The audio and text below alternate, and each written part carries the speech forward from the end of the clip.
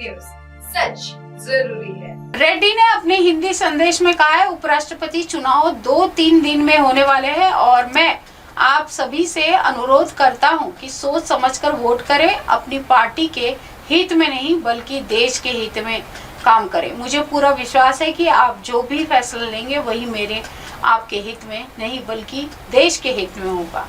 पाक वर्सेस अफगानिस्तान, मोहम्मद नवाज ने हैट्रिक लेकर बचाई लाज। पाकिस्तान ने अफगानिस्तान को हराकर जीती ट्राई सीरीज। मोहम्मद नवाज की शानदार हैट्रिक से पाकिस्तान ने त्रिकोणीय सीरीज के फाइनल मुकाबले में अफगानिस्तान को 75 रन से हरा दिया। इस सीरीज में पाकिस्तान और अफगानिस्तान के अलावा तीसरी टीम यूएई की थी। एशिया कप से पहले पाकिस्तान की ये जीत उसकी टीम में जान फूंकने का काम कर रही है। लाल बागचा राजा के विसर्जन के दौरान नजर आया अनंत अंबानी का भक्ति भाव। अनंत अंबानी कौन है, इसे लेकर किसी को भी जानकारी देने की जरूरत नहीं है। उनके ताकतवर पद और उपनाम से सभी वाकिफ है, लेकिन मुंबई के मशहूर लाल बागचा राजा का जब विसर्जन हुआ तब अनंत ने दुनिया को चौंका दिया। आईटी की रेट 9 करोड़ 5 लाख रुपए नगद और 10 करोड़ 5 लाख की ज्वेलरी। जानिए कहां से मिल रहा है आयकर विभाग की अकूत खजाना। प्रदेश की राजधानी जयपुर में आयकर विभाग की छापेमारी जारी है। इसी क्रम में आज कार्रवाई में पान मसाला ग्रुप के यहां के 9 करोड़ 5 लाख रुपए नगद और 10 करोड़ 5 लाख रुपए के सोने चांदी के आभूषण बरामद हुए।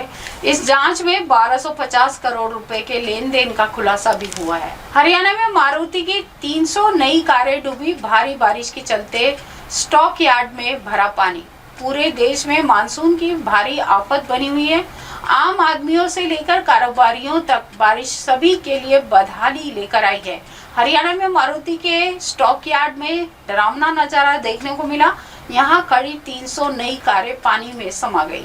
दिल्ली एनसीआर के अलावा हरियाणा के गुरुग्राम, फरीदाबाद, बहादुरगढ़ में भी बारिश से भारी जल जमाव हो गया है। राजस्थान में एजीटीएफ का बड़ा एक्शन, इनामी बदमाश बबली जाट को फिल्मी अंदाज में दबोचा। राजस्थान में एजीटीएफ का बड़ा एक्शन, इनामी बदमाश बबली जाट को फिल्मी अंदाज में दबोचा गया। राजस्थान की एंटी गैंगस्टर टास्क फोर्स ने रविवार को एक बड़ी कार्रवाई करते हुए संगठित आपराधिक गिरोह के सक्रिय सदस्य और 20,000 रुपए के इनामी बदमाश वीरेंद्र कुमार उर्फ बबली जाट को गिरफ्तार कर लिया है। आरोपी लंबे समय से फरार चल रहा था। पीकेएल 2025 देवांग दलाल की सारी मेहनत गई बेकार, बंगाल को मिली लगातार दूसरी हार। PKL 2025 Bengal warrior versus Telugu titans pro kabaddi league के 19वें मुकाबले में बंगाल वॉरियर्स का सामना तेलुगु टाइटंस से हुआ, जहां पर बंगाल की टीम जीत की राह पर लौटने के लिए मुकाबले में उतरी, तो वहीं टाइटंस की टीम जीत की लय बरकरार रखने के लिए मैदान पर उतरी है। पंजाब में पशुओं के लिए चला रेस्क्यू ऑपरेशन, 481 पशु चिकित्सा टीमें उतरी। पंजाब में 481 पशु चिकित्सा टीमें मैदान में उतारी गई है, जिनमें से हर टीम में 4 सदस्य शामिल है। एक पशु चिकित्सा अधिकारी, पशु चिकित्सा निरीक्षक, फार्मासिस्ट और एक चतुर्थ श्रेणी कर्मचारी। बरेली में धर्म परिवर्तन न करने से महिला पर किया हमला, 7 लोगों के खिलाफ रिपोर्ट दर्ज। बरेली के किला थाना क्षेत्र की रहने वाली एक पीड़िता को दूसरे धर्म के युवक से दोस्ती करना महंगा पड़ गया। आरोप है कि युवक उसके परिवार वाले धर्म परिवर्तन कर निकाह का दबाव बना रहे हैं और मना करने पर बाजार में उस पर जानलेवा हमला किया गया। संसद में पीएम मोदी का सांसदों को संदेश, जनता से जुड़े रहे, कॉर्पोरेट एजेंडे से बचे। प्रधानमंत्री नरेंद्र मोदी ने रविवार को संसद में सुबह 10:45 से शाम के 6:45 बजे तक सांसदों के साथ पूरा दिन बिताया। एक कार्यकर्ता की तरह पिछली पंक्ति में बैठकर उन्होंने एकजुटता का संदेश दिया। आपकी मांग कपास पर वापस 11% इम्पोर्ट ड्यूटी लगाई जाए, बोले अरविंद केजरीवाल। आम आदमी पार्टी के राष्ट्रीय संयोजक और दिल्ली के पूर्व मुख्यमंत्री अरविंद केजरीवाल ने केंद्र सरकार के फैसले का विरोध किया है। उन्होंने कपास पर लगाई जाने वाली इम्पोर्ट ड्यूटी को लेकर नाराजगी जताई है। केजरीवाल का कहना है कि इससे हमारे किसानों का नुकसान होगा। एशिया कप 2025 यूएई से आई टीम इंडिया पर 5 बड़ी अपडेट। भारतीय खिलाड़ियों ने इस तरह की प्रैक्टिस। एशिया कप 2025 के लिए भारतीय टीम यूएई पहुंचकर खूब पसीने बहा रही है। भारत की निगाहें एशिया कप के 90वें खिताब पर टिकी हुई है। टीम इंडिया ने 6 सितंबर को यूएई में प्रैक्टिस सेशन भी किया। राजस्थान, गुजरात, दिल्ली में भारी बारिश की चेतावनी। जाने 8 सितंबर से कहां-कहां बरसेगा घनघोर बादल।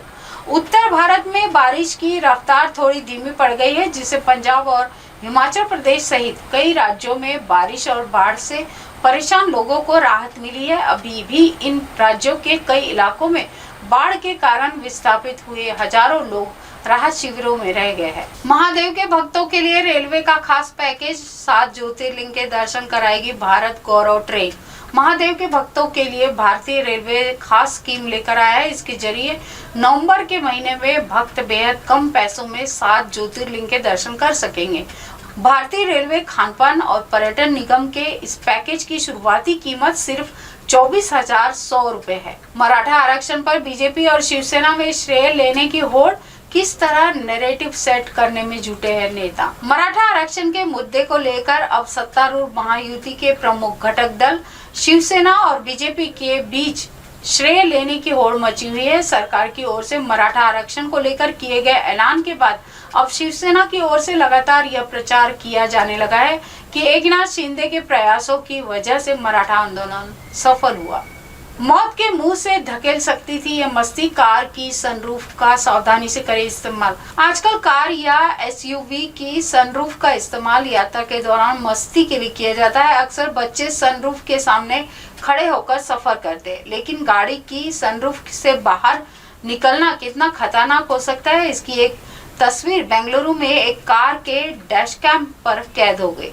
बिग बॉस 9 तेलुगु का हुआ आगाज। होस्ट बनकर लौटे मेगास्टार नागार्जुन कंटेस्टेंट लिस्ट में डाले नजर।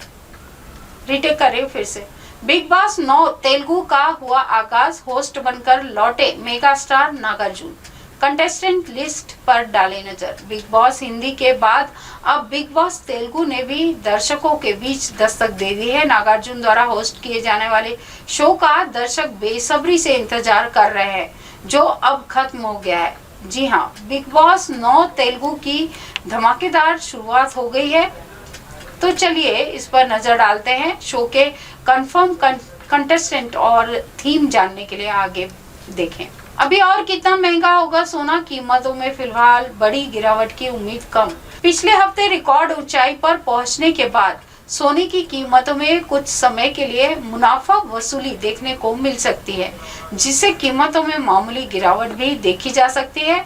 एक्सपर्ट्स ने यह अनुमान जताते हुए कहा है कि सोने की भविष्य की दिशा आगामी वैश्विक आर्थिक संकेतों पर निर्भर करेगी, जिनमें अमेरिका और घरेलू महंगाई के आंकड़े और यूरोपीय केंद्रीय बैंक की नीतिगत बैठक शामिल है।